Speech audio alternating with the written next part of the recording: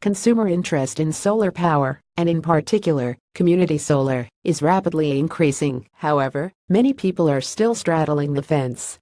What is holding many people back from taking the plunge? There has been a lot of good news lately in the solar power sector, from the development of cheaper photovoltaic cells to the Department of Energy's STO report on the solar industry meeting the agency's 2020 Sunshot Initiative 3 years ahead of time, reducing the average price of utility-scale solar to 6 cents per kilowatt or kilowatt-hours.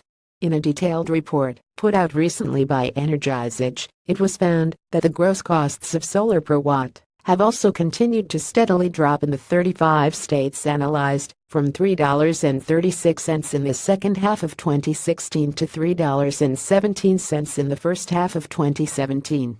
However, in the community solar sector, gains have been slow, and on closer study, it was found that two factors were holding consumers back. Enel Green Energy's Stillwater solar power plant in the United States. Enel Green Energy of Energizage cites these two factors. Customers feel there is a lack of options where they live, and the financial benefits aren't drastic enough to be persuasive. At the same time, it was found that the top reason for investing in community solar was the customer's inability to install rooftop panels. Electric bill reductions came in second. What is community solar? Community solar is a great idea in that it gives everyone, and this includes people living in apartments or in houses, an opportunity to participate in solar power without needing to invest in solar panels. When you buy into a community solar project, you receive a portion of the energy generated by a large solar panel system that is located elsewhere in your area. When you participate in a community solar project, you are paying for access to less expensive solar electricity, so that you don't have to buy electricity at standard utility rates. And there are two ways a customer can participate in community solar too. You can either invest, buy a share of the project, or find a subscription-based program. Part of the 354 MW SAG solar complex in northern San Bernardino County, California.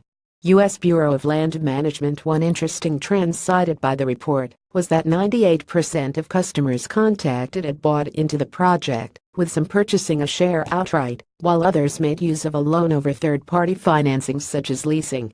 And with an increase in regional lenders adding solar to their portfolios, it has become easier for consumers to make use of loans.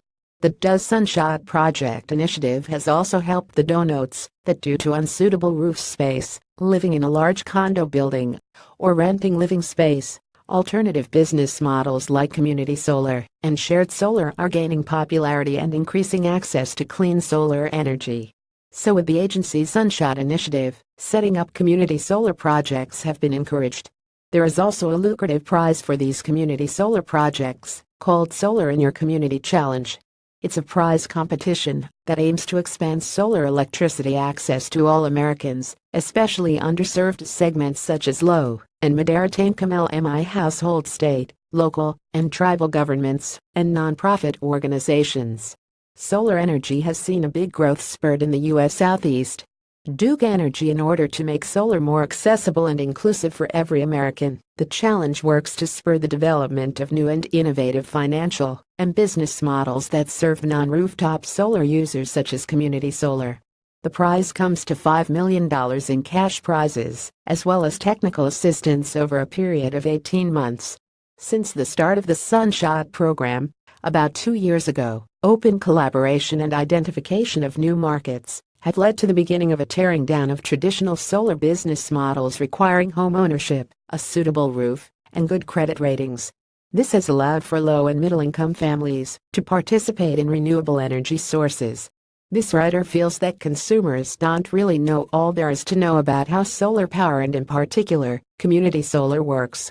In the coming days, we will look closely into some community solar projects and examine both the pros and the cons of trying this innovative marketing method out.